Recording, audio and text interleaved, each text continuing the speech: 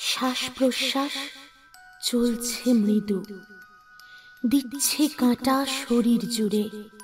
হঠাৎ করে কান্নার আওয়াজ, কেমন যেন বিশ্রী সুরে। দমকা হাওয়ায় নিভল বাতি, খুলল ঘরের দরজা। গা ছমছম আমেজ থাকুক, শুরু হোক ভূত চর্চা।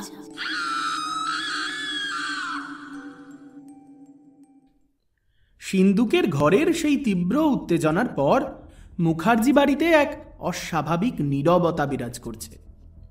বাইরের আনন্দময় পরিবেশ আর ভেতরের চাপা আতঙ্ক যেন দুটো ভিন্ন জগৎ সৃষ্টি করছে। কর্ত্রী নীলিমা দেবী এখন নিজের দৃঢ়তায় অটল। অনুষ্ঠান মিটলে কাল সকালে পুলিশ আসবে, কিন্তু তার মনে তখনও একটাই প্রশ্ন, সৌমেন কেন অলংকার শিল্পীকে আংটি নিয়ে রাতে কারখানায় যেতে বললেন? এই প্রশ্নের উত্তর পাওয়ার আগেই নতুন অতিথির আগমনে পরিবেশটা কিছুটা বদলালো। মুখার্জি বাড়ির বৈঠকখানায় তখন চলছে ভাত কাপড়ের অনুষ্ঠান।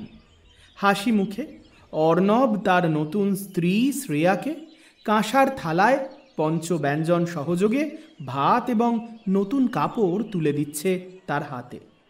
পারিবারিক অনুষ্ঠানে ছোটোখাটো ইয়ার্কি ঠাট্টা চলতেই থাকছে, কিন্তু আজ পরিবেশ খানিকটা থমথমে।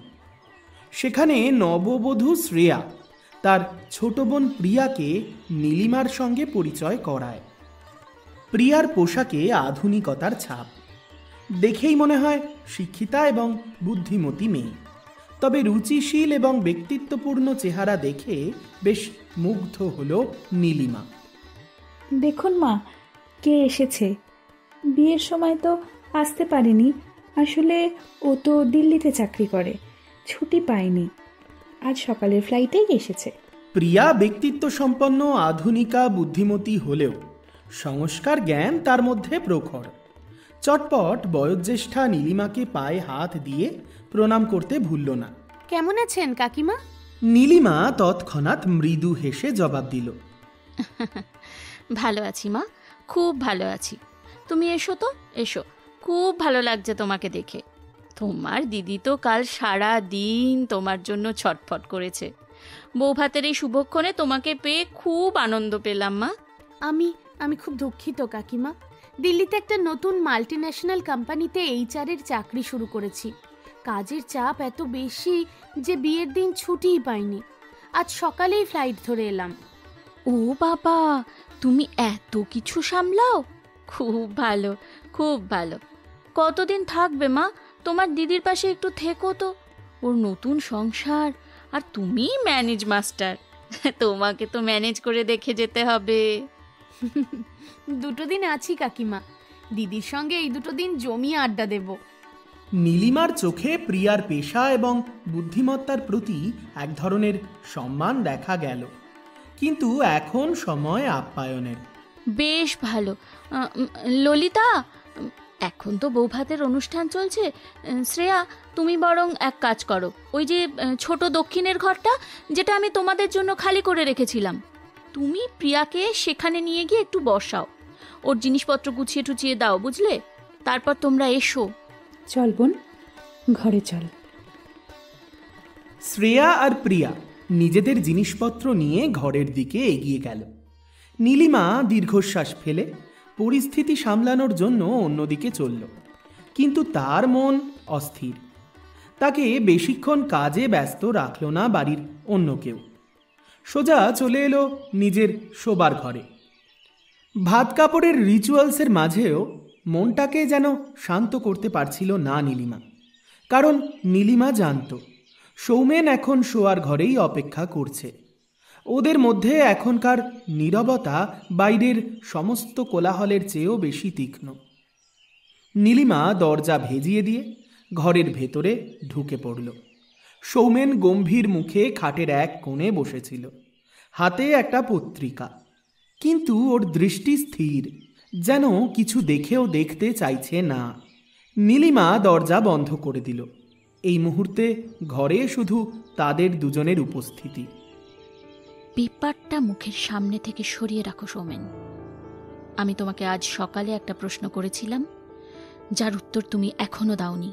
সৌমেন পত্রিকা থেকে মুখ না তুলে জবাব দিল, আর কি জানতে চাও? আমি চোর নই।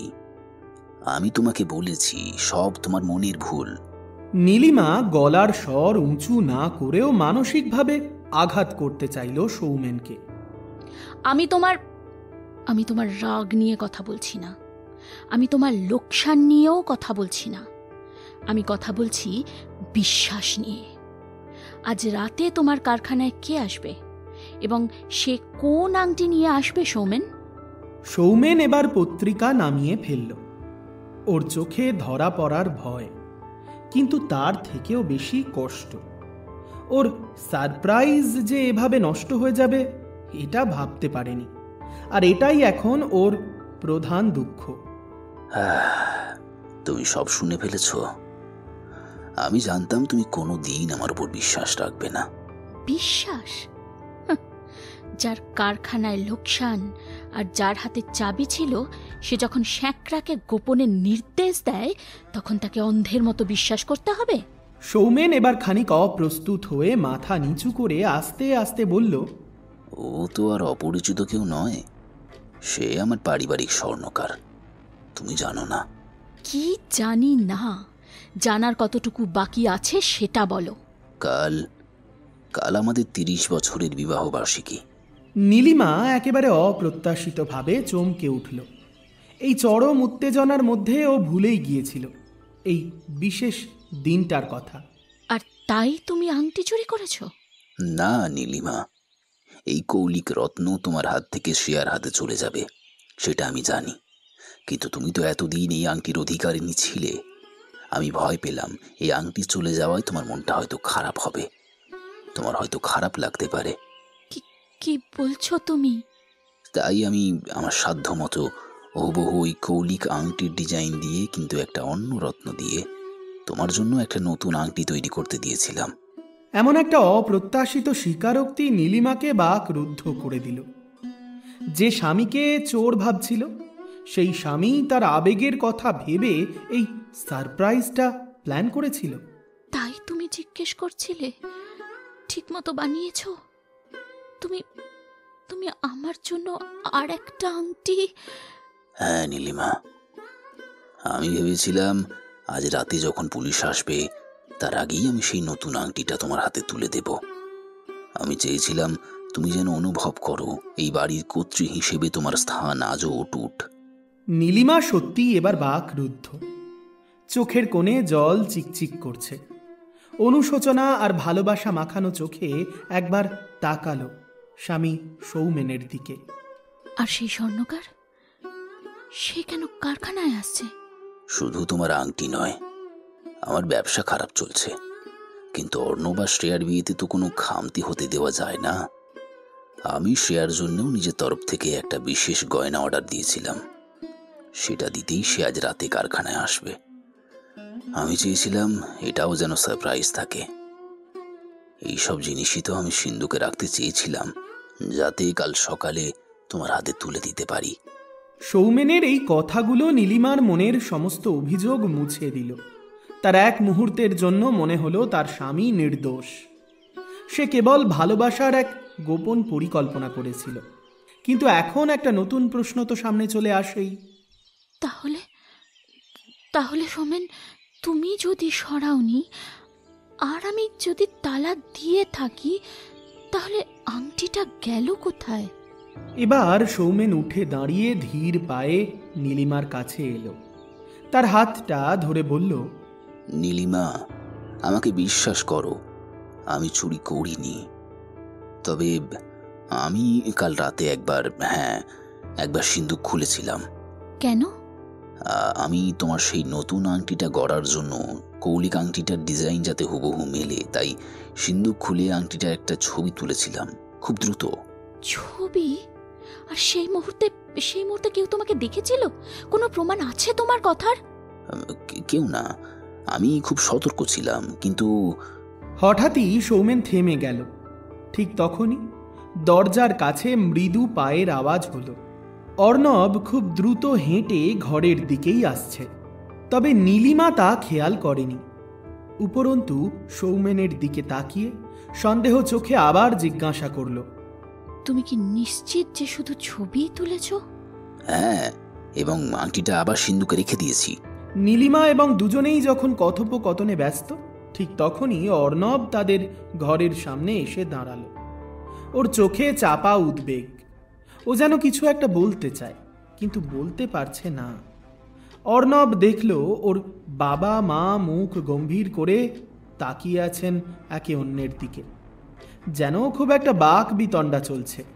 তাই অপ্রস্তুত অর্ণব ঘরে ঢুকে অতর্কিতে বলল, মা, বাবা, তোমরা তোমরা ঠিক আছো?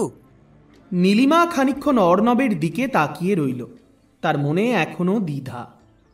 হ্যাঁ বাবা, আমরা আমরা ঠিক আছি। তুমি এখন শ্রেয়ার কাছে যাও। অর্ণব চলে গেল, কিন্তু নীলিমার মনে এখন সৌমেনের নির্দোষিতা প্রমাণের পর এক নতুন সন্দেহ দানা বাঁধল। অর্ণব তখনই ঘর থেকে বেরিয়ে গেল।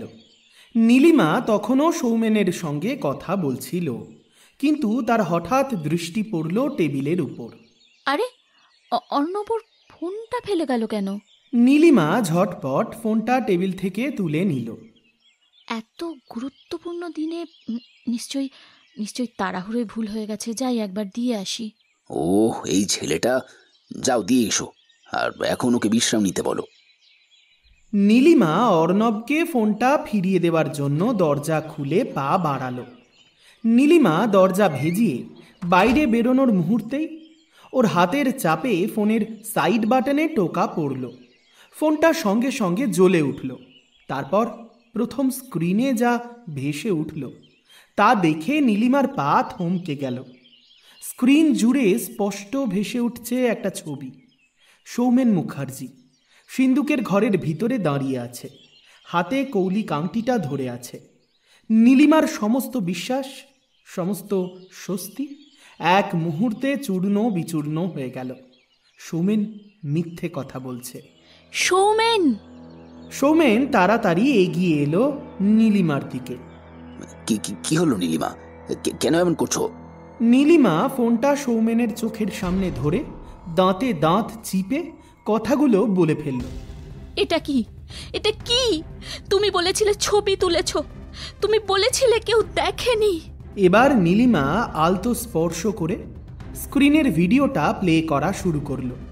সৌমেন সেই ভিডিও ক্লিপটা দেখে হতভম্ব হলো। এটা তার নিজের ফোন নয়, অর্ণবের ফোন।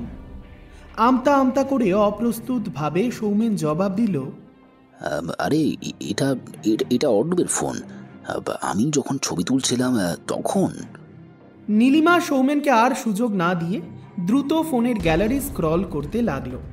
ফোনের প্রতিটা স্ক্রল যেন নীলিমার বিশ্বাসকে ছিন্ন ভিন্ন করে দিচ্ছে।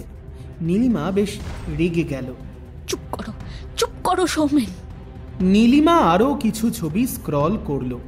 তারপর তার চোখ আটকে গেল একটা ভিডিওতে সিন্ধুক ঘরের সমস্ত ঘটনাটা রেকর্ড করা আছে। সেই ভিডিও প্লে হতেই ঘরের ভেতরে যেন এক শীতল বাতাস বয়ে গেল। ভিডিওতে স্পষ্ট দেখা যাচ্ছে সৌমেন বেশ সন্তর্পণে সিন্ধুক ঘরে প্রবেশ করছে, আংটিটা বের করছে এবং সেটাকে কিছুক্ষণ ধরে এপাশ ওপাশ ঘুরিয়ে ফিরিয়ে দেখছে, আর তারপর সেটা নিয়ে কি যেন একটা করছে। তবে ভিডিওটা এতটাই দূর থেকে নেওয়া যে আংটিটা সিন্ধুকে রাখছে কিনা সরিয়ে নিচ্ছে তা স্পষ্ট নয়। কিন্তু এই গোপন মুহূর্তে সিন্ধুক ঘরে তার উপস্থিতি প্রমাণ হিসেবে যথেষ্ট। এবার নীলিমা থরথর করে কাঁপছে। বিশ্বাস আর অবিশ্বাস, রাগ আর কষ্টের সীমানায় দাঁড়িয়ে। তুমি বলেছিলে তুমি শুধু ছবি তুলেছ। এই ভিডিওতে তো সব দেখা যাচ্ছে। তুমি সব করেছো। নীলিমা, আমি আংটিটা আবার সিন্ধুকেই রেখেছিলাম, বিশ্বাস করো। অর্ণব এই ভিডিও। বিশ্বাস? কাকে বিশ্বাস করব? যে তার স্ত্রীর কাছ থেকে নিজের ব্যবসার লোকসানের কথা লুকোয় আর এই বংশের ঐতিহ্যের প্রতীক চুরি করে? নীলিমা তৎক্ষণাৎ অর্ণবকে ডেকে নিয়ে আসার জন্য তাড়াহুড়ো করে বেরিয়ে যায় ঘর থেকে। বাইরে তখনও বৌভাতের মিষ্টি কোলাহল, ভেতরে চরম উত্তেজনা। নীলিমা দ্রুত ফোনটা হাতে নিয়ে বাইরে বেরিয়ে অর্ণবকে খুঁজতে শুরু করে। অর্ণব তখন বৌভাতের অনুষ্ঠানের ঘরের এক কোণে দাঁড়িয়েছিল। অর্ণব, এক্ষুনি ভেতরে এসো, এক্ষুনি। নীলিমা অর্ণবকে এবং সৌমেনকে নিয়ে আবার সেই বদ্ধ ঘরে প্রবেশ করল। দরজা বন্ধ করে দিল ভিতর থেকে। অর্ণবের মুখে এক অদ্ভুত ভাব, একদিকে অপরাধ বোধ, অন্যদিকে জেদ। নীলিমা অর্ণবকে ভিডিওটা দেখিয়ে রাগে কাঁপতে কাঁপতে বলতে শুরু করে, এটা কি অর্ণব? তুই কেন তোর বাবার এমন গোপন ভিডিও করেছিস? মা, আমি জানতাম বাবা কিছু একটা লুকোচ্ছে। আমি লেবু পাতা আনতে গিয়ে দেখেছিলাম। আমি ভেবেছিলাম ব্যবসা বাঁচাতে, আমাদের সম্মান বাঁচাতে। তার মানে তোর বাবাই চোর? মা, তুমিই বলো, সিন্ধুকের চাবি কার কাছে ছিল? বাবা কেন আমাদের না জানিয়ে আংটির দর জানতে চাইল? কেন বাবা রাত 2টোয় স্বর্ণকারকে কারখানায় ডাকছে? বাবা কি তোমাকে সব সত্যিটুকু বলেছে? অর্ণবের কথাগুলো খুব সুচিন্তিত। ও এমনভাবে কথা বলছে যেন ও তার মাকে রক্ষা করার চেষ্টা করছে, অথচ ও নিজের বাবাকেই দোষী প্রমাণ করে দিচ্ছে। সৌমেন, উত্তর দাও। তুমি কেন মিথ্যে বললে? তুমি কি বিক্রি করে দিয়েছ? না নীলিমা, আমি করিনি। অর্ণব তোমায় ভুল বোঝাচ্ছে। আমি আংটিটা রেখেছিলাম, আমি শুধু ছবি তুলেছিলাম। রাখলে সিন্ধুক থেকে আংটি গেল কোথায়? মা, বাবা যদি সত্যি বলতো তাহলে কি বাবা তোমাকে তার বিবাহ বার্ষিকীর সারপ্রাইজ দেখাতো না?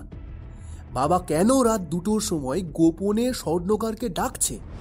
ওই আংটির টাকা কি বাবা ইতিমধ্যেই অগ্রিম হিসেবে নিয়ে নেয়নি?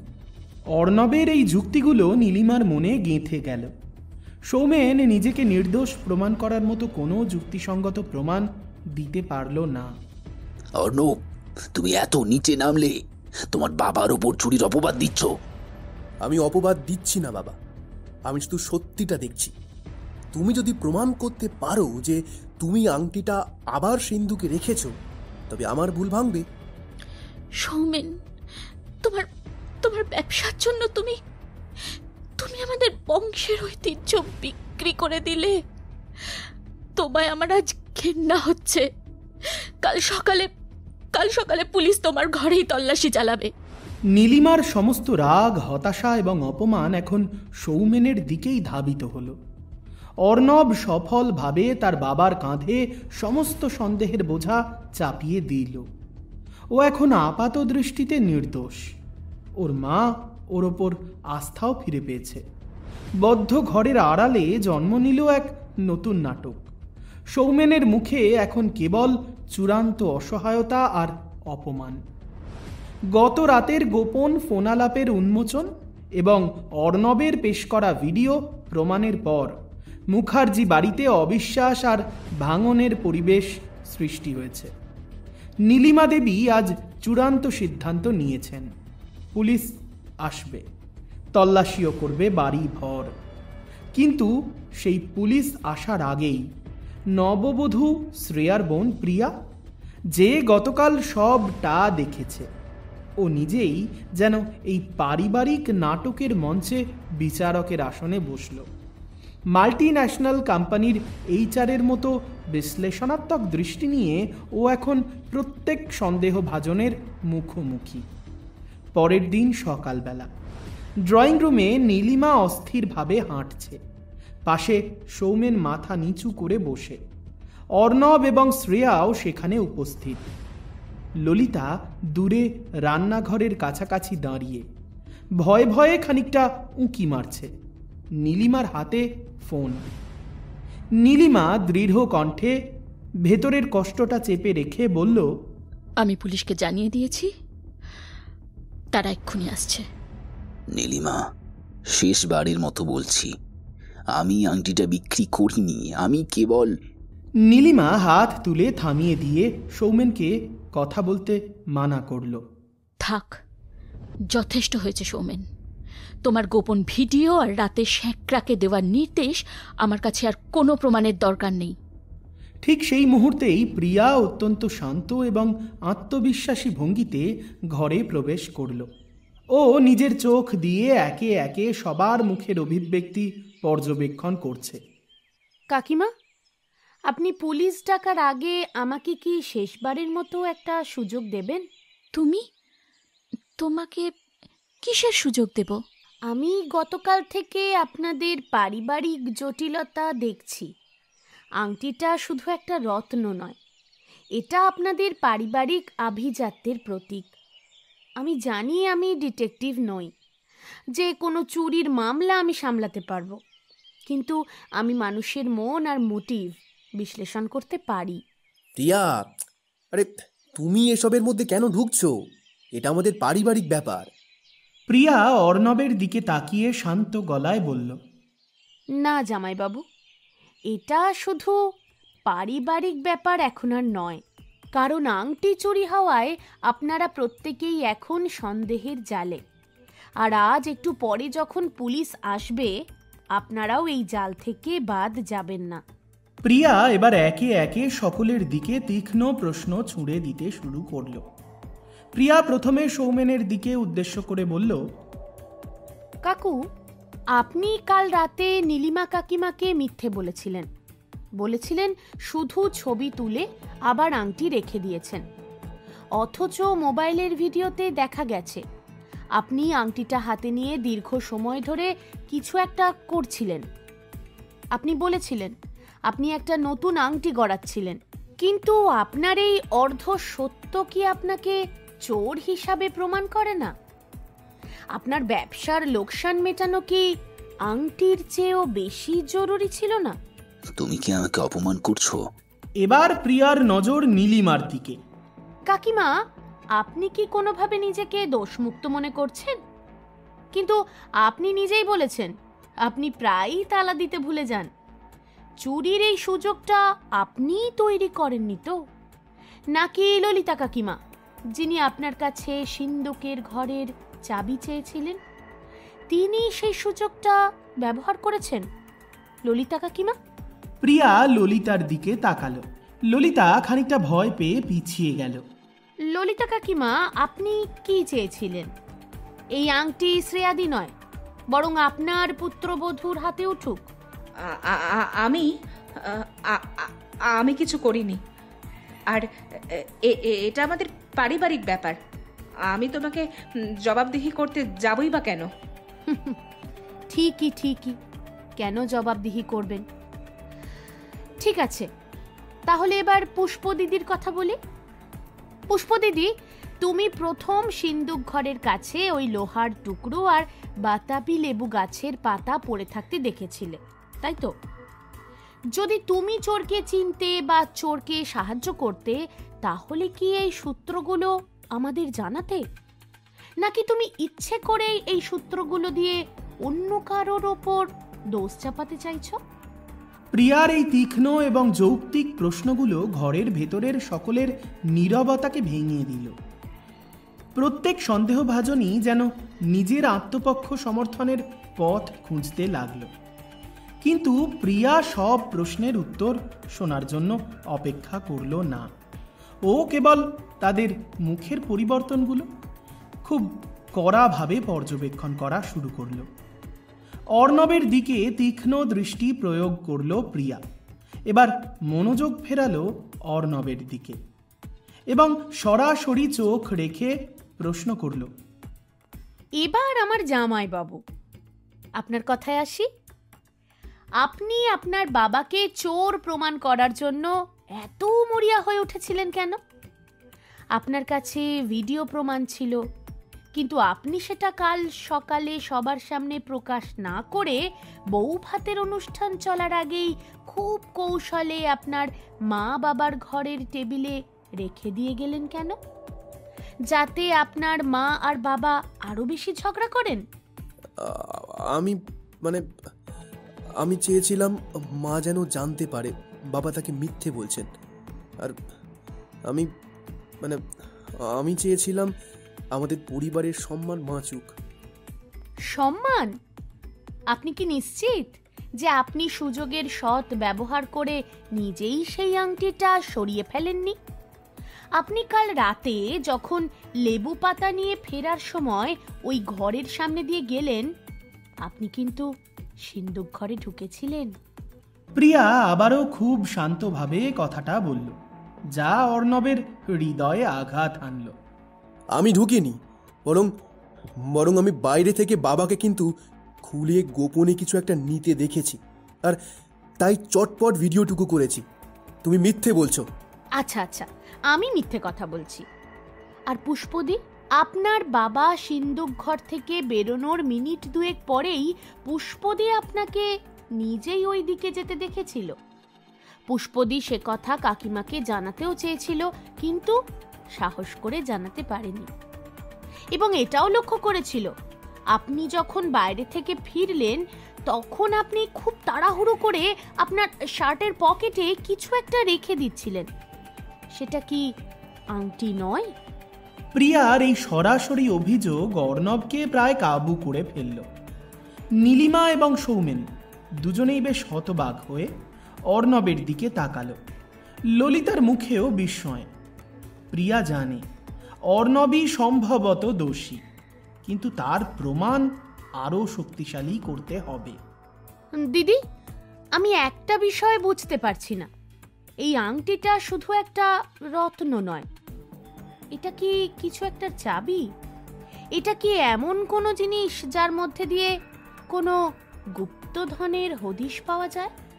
প্রিয়ার এই প্রশ্নটা যেন বোমা ফাটালো। গুপ্তধন শব্দটা শুনে সৌমেন এবং অর্ণব দুজনেই একসঙ্গে চমকে উঠল। তুমি কি বলছো? এইসব কি কথা? না, এটা অসম্ভব। আরে, আপনারা এত অস্থির হচ্ছেন কেন?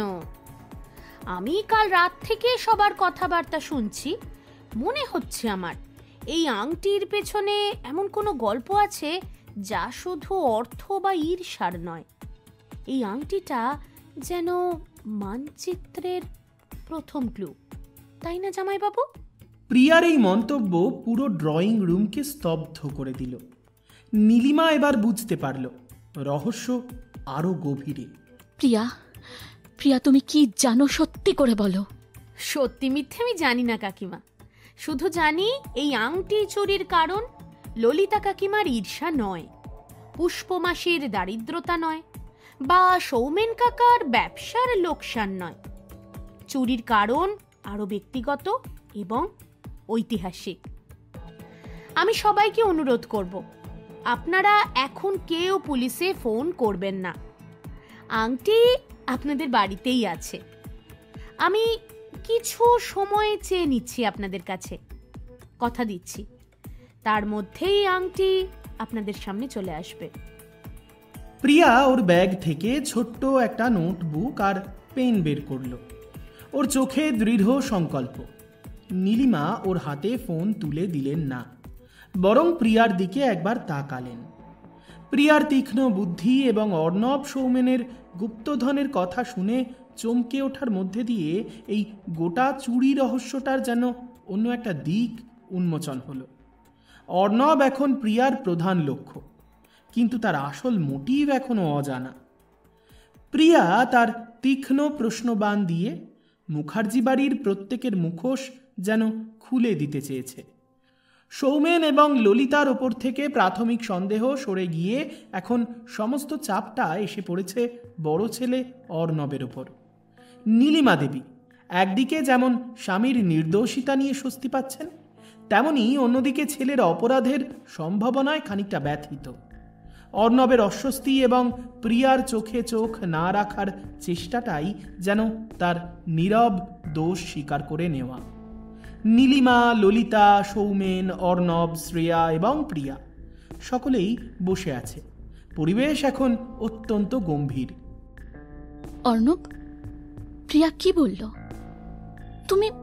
তুমি কেন কাল রাতে সিন্দুক ঘরে গিয়েছিলে? তুমি কেন এত মিথ্যে কথা বলছো? আর কিসের গুপ্তধন? মা, আমি কোনো গুপ্তধনের সন্ধান জানি না। প্রিয়া বাড়িয়ে বলছে। আমি শুধু দেখেছিলাম বাবা কিছু একটা করছেন। আমি বাবাকে ভুল প্রমাণ করতে চেয়েছিলাম। আমি সিন্ধুক ঘরে ঢুকিনি। কিন্তু কাল রাতে তুমি সিন্ধুক ঘরে ছিলে, আর ঘরের ভিতর থেকে যে বাতাবি লেবুর পাতা আর তার সঙ্গে গোলাপের পাপড়ি পাওয়া গিয়েছিল, তাতে তো এটা পরিষ্কার যে তুমি ওই ঘরের ভেতরে ঢুকেছিলে। তুমি তো সে কথা নিজেও স্বীকার করেছ যে তুমি নিজেই বাড়ির বাগানের ওই কস্তুরী গোলাপ শ্রেয়ার জন্য তুলে নিয়ে আসছিলে। তার মানে সেই গোলাপ এবং বাতাবি লেবুর পাতা নিয়ে তুমি তো ওই ঘরে গিয়েছিলে। অস্বীকার করতে পারবে এখন সে কথা? ললিতার এই সরাসরি প্রশ্ন অর্ণবকে আরও চেপে ধরল। অর্ণব মুখ নিচু করে ললিতা বা নীলিমা কারোর দিকেই তাকাতে পারল না। আমি জানি না কিভাবে ওই লেবুর পাতার গোলাপের পাপড়িগুলো ওই ঘরের ভিতরে গেল। আমি ওই ঘরে ঢুকিনি। দিদি, তুমি তো আমার উপরে অ্যালিগেশন দেওয়ার চেষ্টা করেছিলে যে আমি ওই আংটি আমার পুত্রবধূর জন্য সরিয়ে রেখেছি। এবার বুঝতে পারছো তো, সর্ষের মধ্যেই ভূত। লজ্জায় মাথা হেঁট হয়ে যাচ্ছে নীলিমার।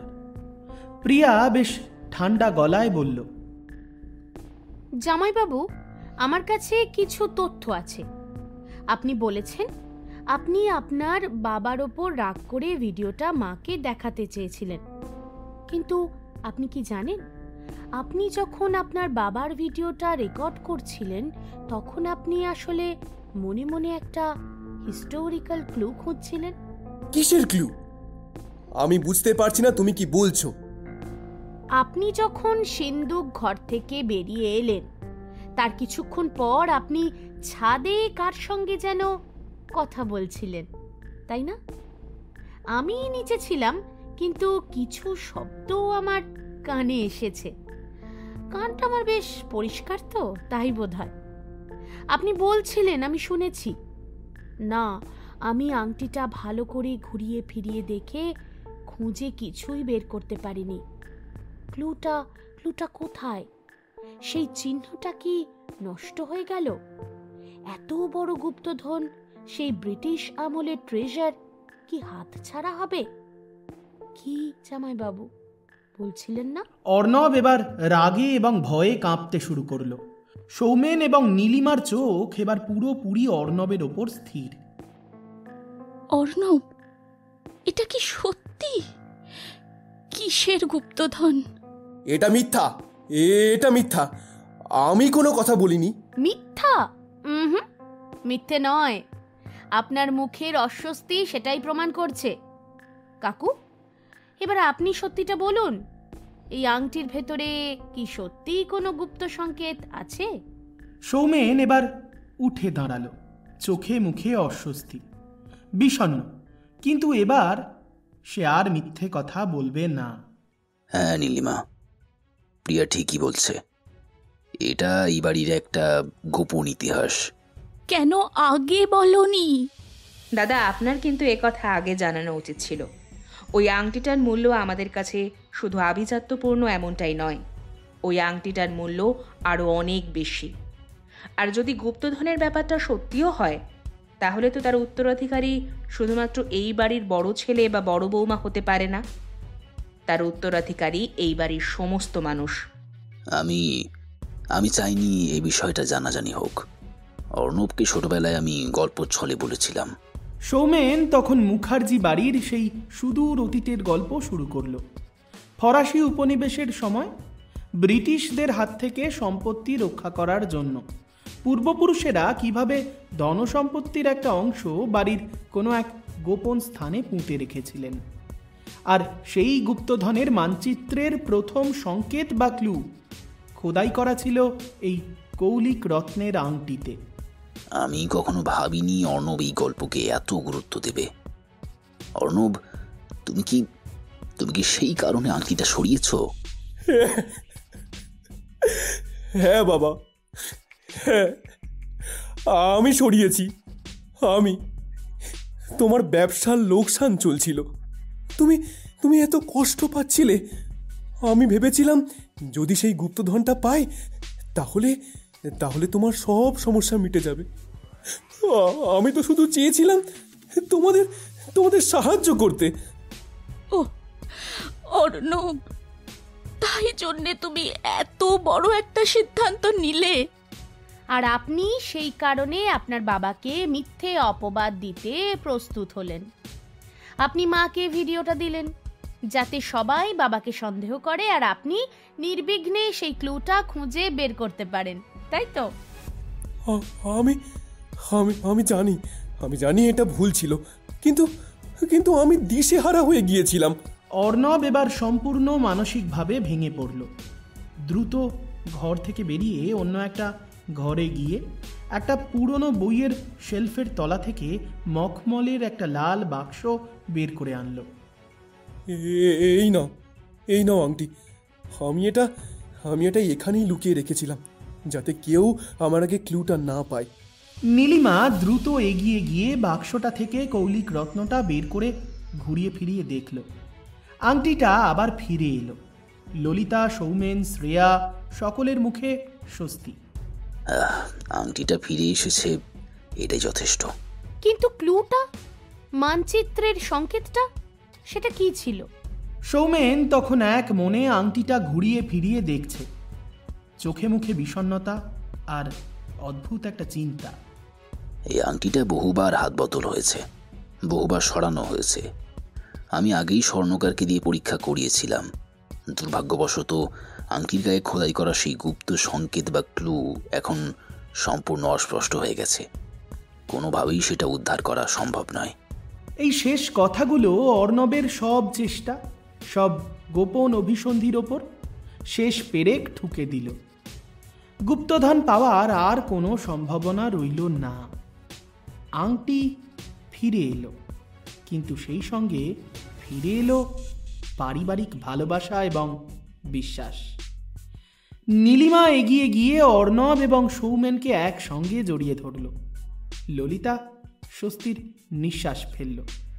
শ্রেয়া এগিয়ে এসে অর্ণবের হাত ধরল। আর অন্যদিকে প্রিয়ার চোখ পড়ল সৌমেনের জলজল হয়ে ওঠা দুটো চোখে। আর কেউ না জানুক। গুপ্তধনের সন্ধান কি সৌমেন নিজেই জানে? আমাদের আর কোনো গুপ্তধনের দরকার নেই অর্ণব। তোরা দুজনেই আমার সবচেয়ে বড় সম্পদ। এই আংটি শুধু ঐতিহ্য নয় বাবা, এবার থেকে এটা আমাদের বিশ্বাস ও ভুল বোঝাবুঝির ওপর ভালোবাসার জয়ের প্রতীক। আচ্ছা, কৌলিক রত্নের আংটিটা তো উদ্ধার হলো, কিন্তু গুপ্তধন সেটা না হয় অজানাই থাক।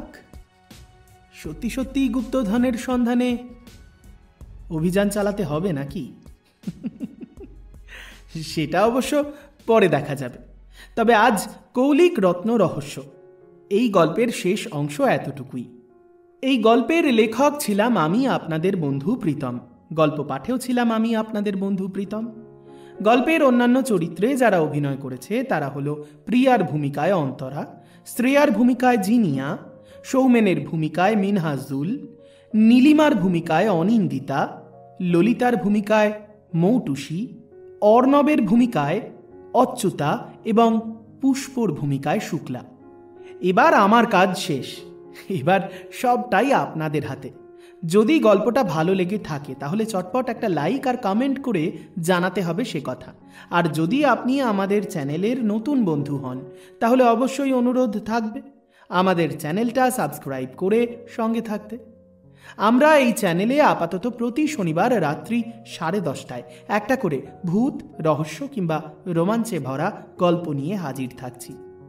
তাহলে এবার চলে যাব গত পর্বে যে 10 জন সঠিক উত্তরদাতা সঠিক উত্তর দিয়েছিলেন তাদের নাম ঘোষণায়। তারা হলেন নিয়তি সিং, মোহিনী ভট্টাচার্য, সাগর ভৌমিক, সৃজা মুখার্জি, সৃজা ভট্টাচার্য, ঝর্ণা খাতুন, সাগরিকা মণ্ডল, রচনা সামন্ত, সিক্তা ব্যানার্জি, চৈতালি, মাম্পি মণ্ডল, অদিতি হালদার, পায়েল খাটিয়াল দাস সহ অনেকেই। এবার চলে আসব আজকের পর্বের প্রশ্নে। তবে তার আগে একবার মনে করিয়ে দিই, এখন থেকে আমার সঙ্গে যোগাযোগ করা আরও সহজ। ভালোবাসা আনলিমিটেড এই নামে ফেসবুক পেজ এবং ইনস্টাগ্রামে রয়েছি আমি। সরাসরি ডিএম করতেই পারো সেখানে। ফেসবুক এবং ইনস্টাগ্রামের লিংক দিয়ে রাখলাম এই গল্পের ডেসক্রিপশন বক্সে। তাহলে আর দেরি না করে সরাসরি চলে যাই প্রশ্নে। আজকের প্রশ্ন, নীলিমা এবং সৌমেন বাবুর কততম বিবাহ বার্ষিকী ছিল? যদি মন দিয়ে গল্পটা শোনা হয়ে থাকে তাহলে এই প্রশ্নের উত্তর বেশ সহজ। চটপট মোবাইল ফোনটা নিন আর টাইপ করে ফেলুন সঠিক উত্তর। কথা দিচ্ছি, প্রথম 10 জন সঠিক উত্তরদাতার নাম ঘোষণা করব আগামী পর্বে। আজ তবে এ পর্যন্তই।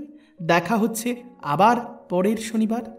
ততক্ষণ সকলে ভালো থাকবেন, সঙ্গে ভালোবাসার মরশুমকেও সাথে রাখবেন। আর ভালোবাসা আনলিমিটেড ফলো করতে ভুলে যাবেন না যেন।